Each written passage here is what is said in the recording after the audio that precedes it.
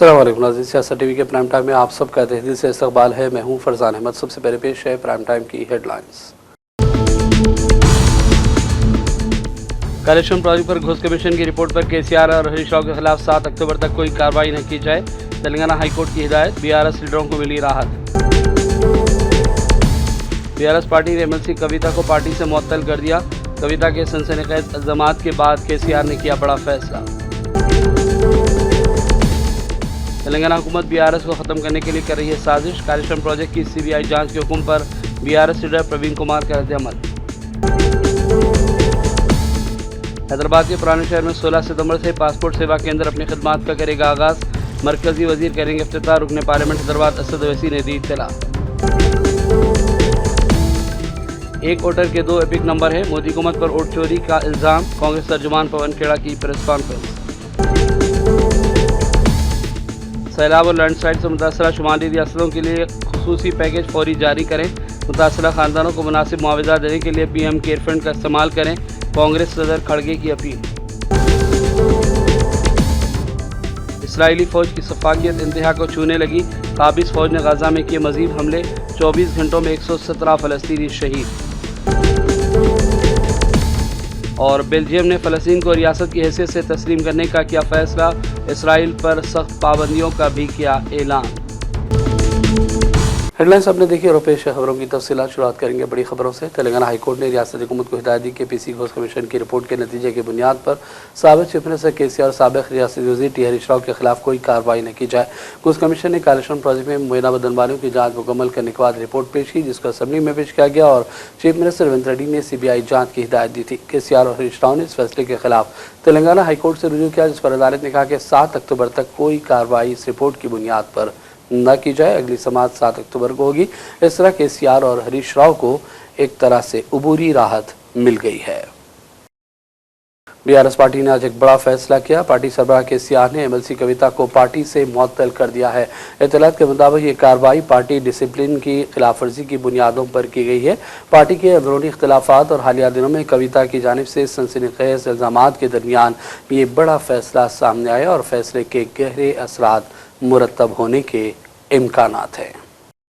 कविता की बीआरएस से मुअत्तली पर कांग्रेस के कायदीन महेश कुमार गौड़, सी किरण कुमार और अनिल यादव ने भी रद्द-ए-अमल का इजहार किया। आइए देखते हैं उनके ये तासुरात। कल प्रेस कॉन्फ्रेंस करके उन्होंने आरोप किया है कि जो भी हो रहा है उसके पीछे रेवंत रेड्डी जी का हाथ है बोल के। कविता जी को मैं ये भी पूछना चाह रहा हूँ कि पिछली बार जब आपके खिलाफ लोग बोल रहे तो वही आपके पार्टी वाले ने बोला कि आपके पीछे केसीआर साहब का जो भी हो रहा है उसके पीछे भी रेवंत जी का हाथ है। आज आप लोगों का इंटरनल फाइट, आप लोगों का जो फाइट हो रहा है, आपके संतोष जी के, हरीश राव के बीच में, केटीआर के बीच में जो फाइट हो रहा है, उसको आप लोग ये पॉलिटिकल एंगल देके इसमें कांग्रेस पार्टी को ब्लेम करने का, हमारे मुख्यमंत्री को ब्लेम करने का काम आप लोग कर रहे हैं। आज पूरा तेलंगाना का जो जनता है उनके सामने हकीकत आ चुका है। जिस तरह से आप लोगों ने, आपके परिवार ने जिस तरह से तेलंगाना को जो लूटा है, उसका आज पूरा जो चीज है बाहर आ रहा है। तेलंगाना अवाम उसको जानने की कोशिश कर रही है और जो फैक्ट्स है, जब कमिटी ने, पीसी घोष कमिटी जो फैक्ट्स बाहर लगाए, उससे साफ पता चलता है कि जिस तरह से आप लोगों ने तेलंगाना के अवाम के जो पैसा है किस तरह से लूटा है। Especially, Kavita is a part of that family. Kavita is a part of that party and also the member of Legislative Council, ex-member of Parliament. She clearly said that there was the loot of the Telangana happened. Her father was not the reason for it. Her cousins are the reason for it. Indirectly or directly, she have concluded saying that the BRS party under the leadership of KCR have looted Telangana in the Kaleshwaram project. Now she has been dismissed from the party, expelled or suspended from the party, I don't know exactly. Now it is a time for her to come clearly, not only talking on the media, she should go to the CBI or any other investigation agency and tell the facts that the BRS, then TRS party has looted the people of Telangana. It's a part of a big drama. Kavita commenting on Harish Rao some time ago commenting on Kavita. It's all a part of a drama. Whole KCR family is one. Together they have looted the public money. They are one. They are only pretending as if they are different. Whole KCR family is playing a drama. Kavita's episode is one of that drama's episode. Telangana High Court gave a direction to not arrest the former Inquiry. Let's wait and see what court says on 7th. Ultimately, we are bound to follow the direction of the court. Kaleshwaram project की जांच पर रद्दअमल में BRS leader Praveen Kumar ने इल्जाम लगाया कि हुकूमत BRS को खत्म करने के लिए ये साजिश रच रही है। उन्होंने मीडिया से बातचीत के दौरान कहा कि साबिक़ हुकूमत के कामों को जानबूझकर करप्ट करार देते हुए इल्जामात आयद किए जा रहे हैं। ये सिर्फ एक सियासी साजिश है। The reference of Kaleshwaram project issued to CBI by the current Congress government in Telangana. Both Congress and BJP are working in tandem in order to, erase the BRS party and its all achievements from the face of Telangana. It's absolutely condemnable. In fact, if at all there is any CBI inquiry, it has to be done on the scams perpetrated by Revanth Reddy and his cronies. Revanth Reddy indulged in Kodangal Narayanpet lift irrigation scam, that is about 4,000 crores. His own brother-in-law backed the contract of 1,000 crores in Amrut scam, which we complained, our working president KTR has complained to Union Urban Minister, but so far no action has been taken. Civil supply scam worth about 1,100 crores has been perpetrated by Revanth Reddy government, and we complained to ED, but so far no FIR has been issued. So similarly, a lot of scams have been taken place in Telangana during Congress regime, and we have complained to all authorities, but so far no FIR has been issued. On the other hand, there is no scam at all in Kaleshwaram. Kaleshwaram is a 94,000 crores worth project, and the pillar number 20 in Medigadda barrage worth 15 crores only. Where is 94,000 crores and where is 15 crores? If Revanth Reddy has any heart towards people of Telangana, is any love and affection towards Telangana, he should immediately get the Kaleshwaram pillar number 20 repaired. But he is not repaired. BJP leader M Shashidhar Reddy ने कहा कि Kaleshwaram project की CBI से जांच के फैसले का हम खैर मकदम करते हैं। उन्होंने भी कहा कि तमाम तर जांच की जाए और खातियों को कानून के कटहरे में खड़ा करना भी जरूरी है। Into the Kaleshwaram project. The Ghosh Commission, which was appointed, was only looking at 3 barrages that were constructed as a part of the Kaleshwaram lift irrigation project, and the Ghosh Commission's findings are very alarming, very unfortunate. I mean, the way the whole project has been implemented. It has pointed out that it was Mr. Chandrasekhar Rao who should be held responsible for all the things that have gone wrong, right from planning, implementation, to the maintenance part of it. The BJP has been demanding a CBI inquiry into this right from the beginning. I don't know what took the Chief Minister Revanth Reddy so long to finally opt for it.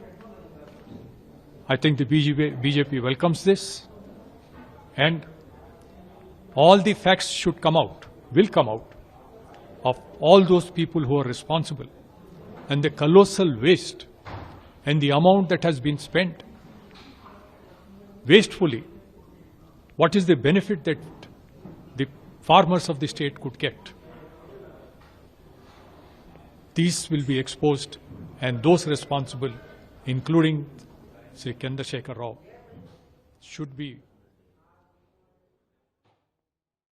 Congress leader Mallu Ravi ने भी media से बातचीत की। उन्होंने कहा कि कविता की जानिब से लगाए गए इल्जाम कुछ जाहिर कर रहे हैं कि कालेश्वरम प्रोजेक्ट में बदनवानियां हुई हैं। उन्होंने भी कहा कि हरीश राव और दीगर के खिलाफ कविता का बयान वाज़े करता है कि इस मामले में शफाफ जांच जरूरी है। They want to go out of constitution and do all violence also. This violence and going out of the constitution, Revanth Reddy or Sudarshan Reddy are not supporting. They are only supporting the philosophy which is in favor of poor people of India, and they are supporting the social justice, socialism. That is why whatever is being done by all governments is what is from the philosophy of Naxalites. We are not for killing the Naxalites. We are for changing the Naxalbari philosophy. For changing the Naxalbari philosophy, we have to take the agenda. What is their agenda? Except extremism. All other agenda, all parties are taking up. And Congress party is also taking up. That is why Home Minister of India is telling they will finish Naxalism by killing all the present Naxalites. No, Naxalites philosophy is in the minds of people. That must be stopped by making people to understand that we can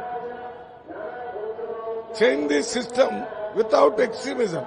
Yesterday, Sudarshan Reddy told, Constitution has given provision to change, to attend any system. In Constitution, if you want to change the society, social justice, socialism, all can be done through Constitution. That is what Sudarshan Reddy is telling. साबिक cricketer Mohammad Azharuddin को MLC के लिए नामजद करने के तेलंगाना कांग्रेस हुकूमत के फैसले पर उन्होंने मसर्रत का इजहार किया और कांग्रेस क़यादत के अलावा चीफ मिनिस्टर रेवंत रेड्डी से भी इजहार तशक्कुर किया है। मीडिया से बातचीत के दौरान अजहरुद्दीन ने कहा कि वो पार्टी के इस फैसले से मुतमईन और खुश हैं। No, I'm very happy. I thank the cabinet and thank the honorable Chief Minister Revanth Reddy Sahab, Mahesh Gaud Sahab, Meenakshi Natarajan Madam, and then at the top level, Rahul Ji, Priyanka Ji, Sonia Madam, Kharge Sahab, and then K.C. Venugopal Sahab, and all the people of Telangana, who really supported me, who really liked me when as a politician, also liked me as a player also. I thank everyone here, everyone especially my parents, my father, my mother, my grandfather, and all my grandmother, all my family members, who have really supported me, and I thank them definitely.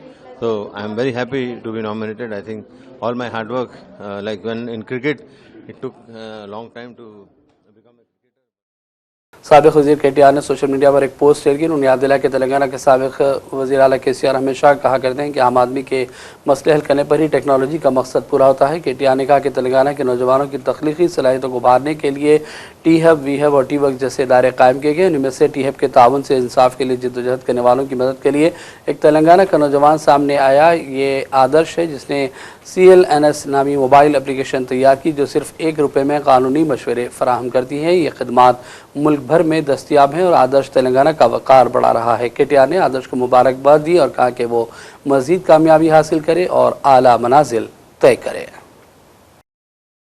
Telangana हुकूमत की जानिब से 8.5 करोड़ रुपये की लागत से आसिफ नगर boys residential college और hostel की इमारत का इफ्तिताह अंजाम दिया गया। इस मौके पर अखिलती बहबूद के रियासती वज़ीर लक्ष्मण, मुकामी MLA माजिद हुसैन और कांग्रेस लीडर फ़हीम कुरैशी भी मौजूद थे।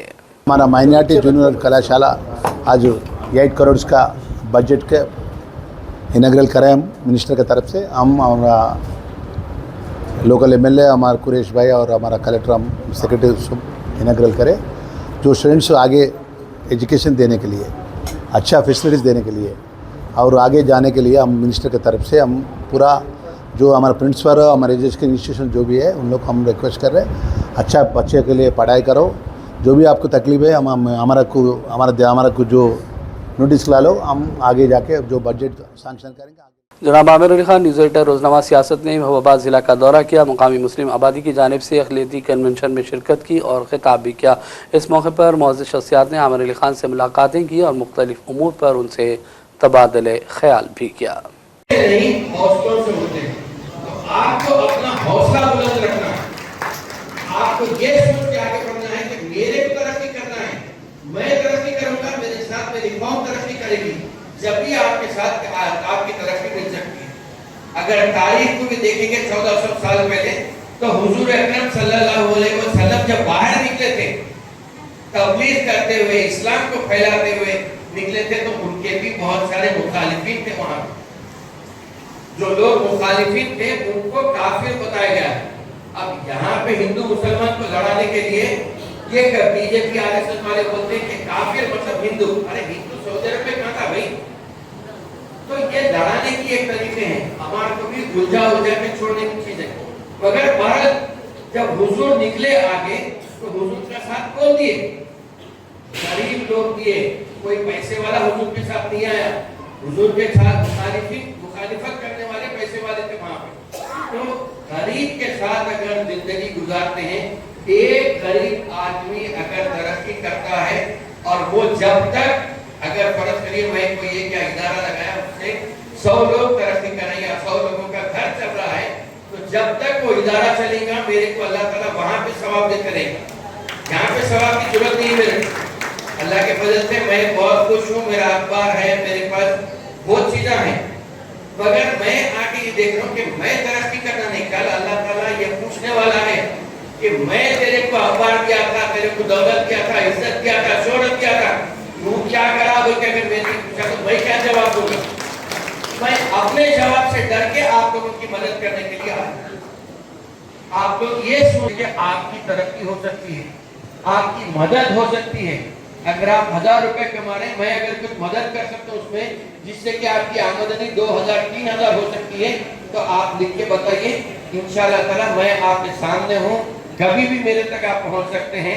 असलम साहब हैं यहाँ पे, लोकल हैं। आप इमाम मौजूद जो भी मस्जिद के जो जिम्मेदार हैं, मदरसों के जिम्मेदार हैं, उन तक आप कभी भी मेरे पास पहुँच सकते हैं। वरना मेरा फोन रहता, मेरे फोन पे आप फोन कर सकते हैं। आप अपने मसाइल उन तक पहुंचा दीजिए, उनके जरिए मेरे को मिल जाते, मैं आपके मसले को हल करने के लिए जुस्तजू करूंगा, कोशिश करूंगा, जिद्दोजहद करूंगा और जितनी जरूरत पड़े आपके वक्त मदद करने का ज्यादा वक्त नहीं लूंगा।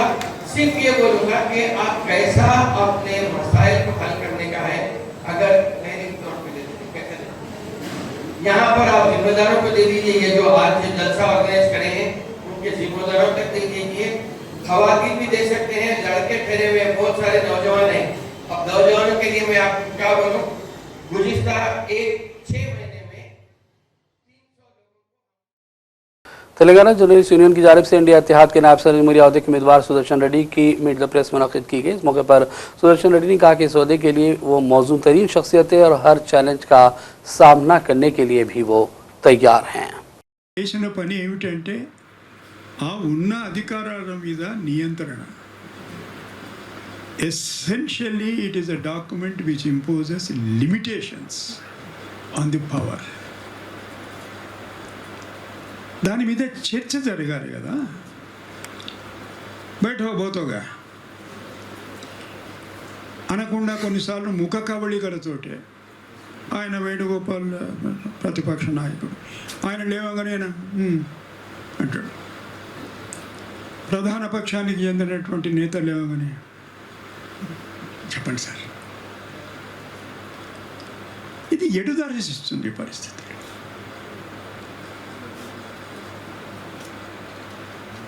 ఎక్కడికి పోతున్నాం? ఈ మాట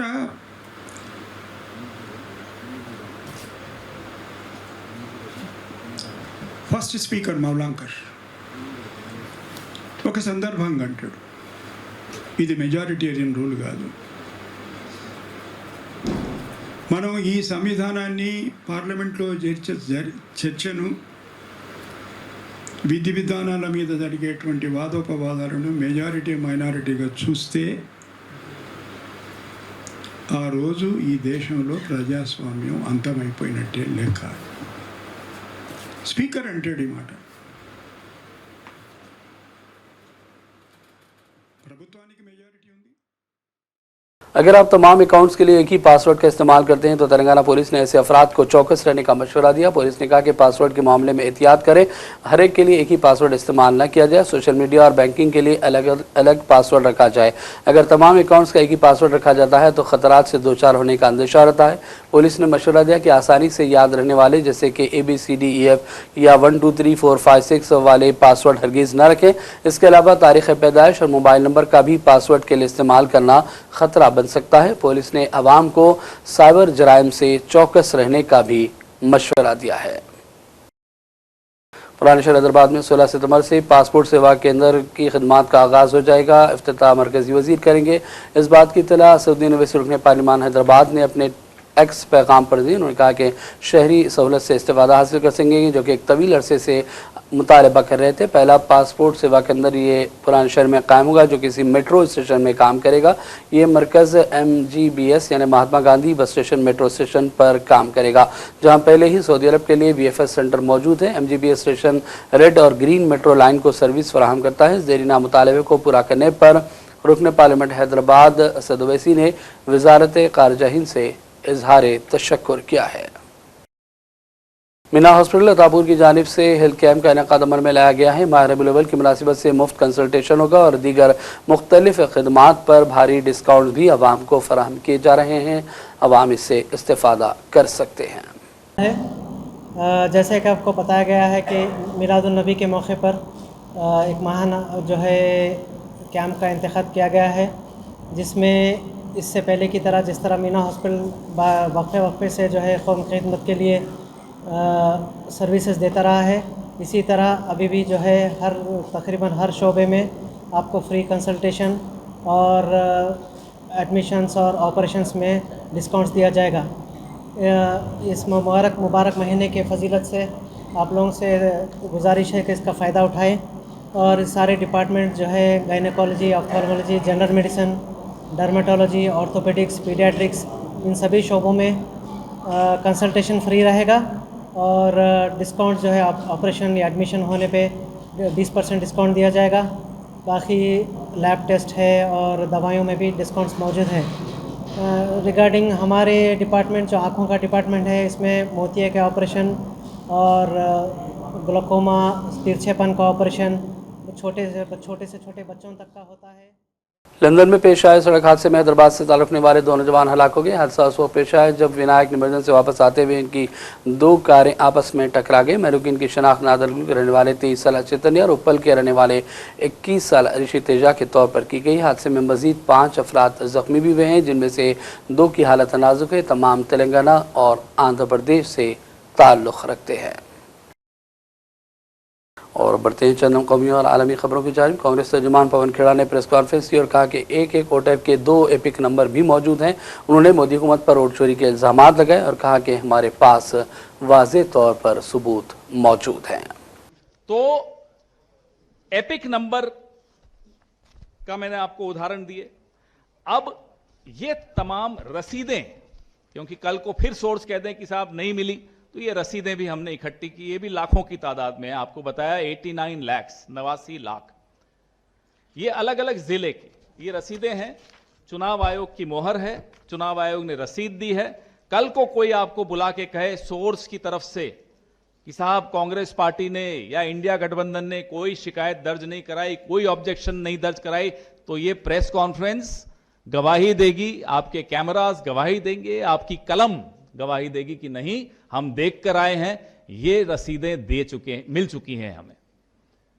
आपने देखा पहले भी ये पड़ोस के राज्य में उत्तर प्रदेश में इन्होंने इसी तरह से झूठ बोला कि अखिलेश यादव जी ने कोई, सपा ने कोई दिया ही नहीं ऑब्जेक्शन, तो उन्होंने उस दिन रसीदें बांटी और ये इन्होंने हलफनामे पे झूठ बोला।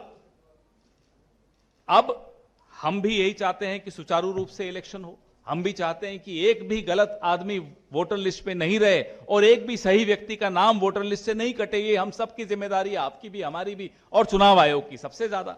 तो हम ये उम्मीद करते हैं कि ये जो तमाम आंकड़े हमने दिए हैं, ये सब चुनाव आयोग फिर से सत्यापन कराए, फिर से डोर टू डोर जाकर जांच कराए और ये गलतियां, ये खामियां कांग्रेस के सदर मल्लिकार्जुन खड़गे ने सैलाब और लैंडस्लाइड से मुतासरा शुमाली रियासतों के लिए फौरी तौर पर खुसूसी पैकेज का मुतालबा किया। उन्होंने कहा कि मुतासरा खानदानों को मुनासिब मुआवजा देने के लिए पीएम केयर फंड का इस्तेमाल किया जाए और मरकजी हुकूमत बिला ताखिर इक़दाम करे। खड़गे ने कहा कि हिमाचल प्रदेश, जम्मू कश्मीर, पंजाब, उत्तराखंड और हरियाणा जैसी रियासतें कुदरती आफत की ज़द में है, इसलिए उनकी मांग के मुताबिक खुसूसी माली पैकेज फौरी तौर पर दिया जाए। खड़गे ने कहा कि सैलाब और लैंडस्लाइड से रहने वाले खानदानों को बर वक्त मुआवजा पहुँचाने के लिए पीएम केयर फंड का इस्तेमाल करना इंतहाई ज़रूरी है। नागपुर हवाई अड्डे से कोलकाता की उड़ान भरने वाला इंडिगो का एयरलाइंस का एक तैयारा आज मंगल को बड़े हादसे का शिकार होने से बाल बाल बच गया। उड़ान भरने के कुछ ही मिनटों बाद तैयारे से एक परिंदा टकरा गया, जिससे तैयारे के आगे के हिस्से का नुकसान पहुंचा। पायलट ने फौरी कार्रवाई की और हादसा टल गया। फ्लाइट में सवार सभी 272 मुसाफिर महफूज बताए गए। पायलट ने अपनी समझबूझ का इस्तेमाल किया और फौरन तैयारे की नागपुर हवाई अड्डे पर इमरजेंसी लैंडिंग करा दी। इसके बाद मुसाफिरों को महफूज तरीके से तैयारे से बाहर निकाला गया। और अब बात करेंगे फ़लस्तीन के हवाले से। इसराइली फ़ौज की सफाकियत इंतहा को छूने लगी है। जालिम फ़ौज ने गज़ा में एक और हामिला खातून को शहीद कर दिया। इसराइली फ़ौज ने शादी पनाहगज़ीन कैंप पर रॉकेट हमले किए। काबिज़ फ़ौज के हाथों एक रोज़ में मज़ीद 117 फ़लस्तीनियों की शहादत की इतलात है, जिसके बाद गज़ा में शुहदा की कुल तादाद 63,557 हो गई, जबकि 1,60,660 अफराद ज़ख्मी हैं। गज़ा में क़हत की सूरत हाल भी ख़त्म नहीं हुई। भूख की शिद्दत की वजह से मज़ीद 9 फ़लस्तीनियों की जान चली गई। आज सुबह से मज़ीद 17 अफराद को इसराइल ने अपने हमलों का निशाना बनाया गया, जिसमें 6 ऐसे लोग भी हैं जो इमदाद के मुंतज़िर थे। इसराइली बमबारी की वजह से अब भी सड़कों पर मलबे तले कई अफराद दबे हुए हैं और इसराइली फ़ौज इमदादी कारकुनों को मलबा हटाने की भी इजाज़त नहीं दे रही है। फ्रांस, बरतानिया, ऑस्ट्रेलिया और कनाडा के बाद बेल्जियम ने भी अब फ़लस्तीन को बतौर रियासत तस्लीम करने का ऐलान किया है। बेल्जियम के वज़ीर ख़ारजा मैक्सिम प्रियोड ने सोशल मीडिया पर जारी पैगाम में लिखा कि वो रवा महीने अक़वाम मुत्तहिदा की जनरल असम्बली के इजलास में फ़लस्तीन को बतौर रियासत तस्लीम करेंगे। उन्होंने इसराइल पर सख्त पाबंदियाँ लगाने का भी ऐलान किया। बेल्जियम के वज़ीर ख़ारजा ने लिखा कि इसराइल के खिलाफ कौमी सतह पर 12 सख्त पाबंदियाँ नाफिज की गई हैं। इनमें गैर कानूनी इसराइली आबादकारियों से मसनूआत की दरामद पर पाबंदी, इसराइली कंपनियों के साथ सरकारी मुआहदों का दोबारा जायज़ा और इसराइली परवाज़ों और ट्रांजिट पर पाबंदी भी शामिल है। ये इक़दाम फ़लस्तीनी ख़ासतौर पर गज़ा में जारी इंसानी अलमी और इसराइल की जानिब से बैन अल-अक़वामी क़वानीन की खुली खिलाफ वर्जियों के जवाब में किए गए हैं।